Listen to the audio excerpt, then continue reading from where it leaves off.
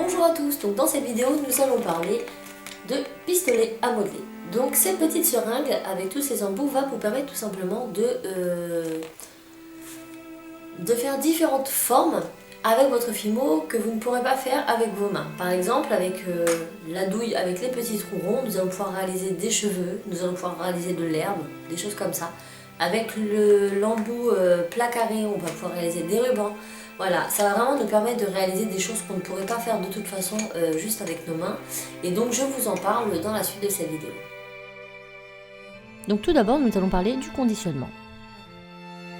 Donc lorsque l'on ouvre, nous avons une petite boîte avec nos petites pastilles. Et de l'autre côté, nous avons notre seringue que nous allons tout de suite démonter pour voir comment elle se constitue. Donc là, nous avons le poussoir.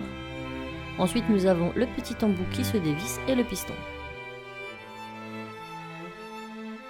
Donc dans cette boîte, vous retrouverez tout un tas de petites coupelles qui aura des formes différentes en fonction de ce que vous aurez besoin de faire. Par exemple ici, nous avons des petits trous qui pourront nous servir à réaliser de l'herbe ou des cheveux pour découper par exemple. Là vous avez un embout carré qui sera très utile pour réaliser des cannes. Et donc dans cette boîte, il y aura toutes sortes de petites pastilles différentes pour réaliser tout un tas de formes différentes. Là nous allons passer tout de suite au montage, je vais vous montrer comment on met ça. Donc vous prenez votre petite pastille et vous mettez le côté incurvé à l'intérieur. Une fois que c'est fait, il vous suffira de visser cet embout au piston.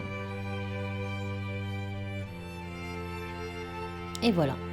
Maintenant nous allons prélever un morceau de pâte que nous aurons au préalable chauffé très longtemps dans nos mains car il faut que la pâte soit vraiment très souple pour une meilleure utilisation. Cet outil est quand même très dur à utiliser, il faut quand même avoir un peu de force dans les bras.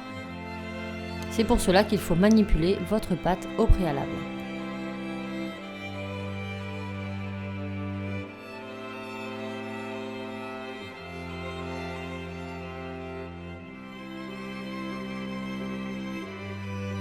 Une fois que notre pâte est suffisamment souple et suffisamment ramollie, nous allons former un boudin que nous allons tout simplement insérer dans notre tube. Ensuite, nous mettons le poussoir à l'intérieur et là nous allons mettre notre pouce sur le poussoir et nos deux autres doigts, l'index et le majeur, de l'autre côté. Et ainsi nous allons forcer très fort pour faire sortir la matière de l'autre côté.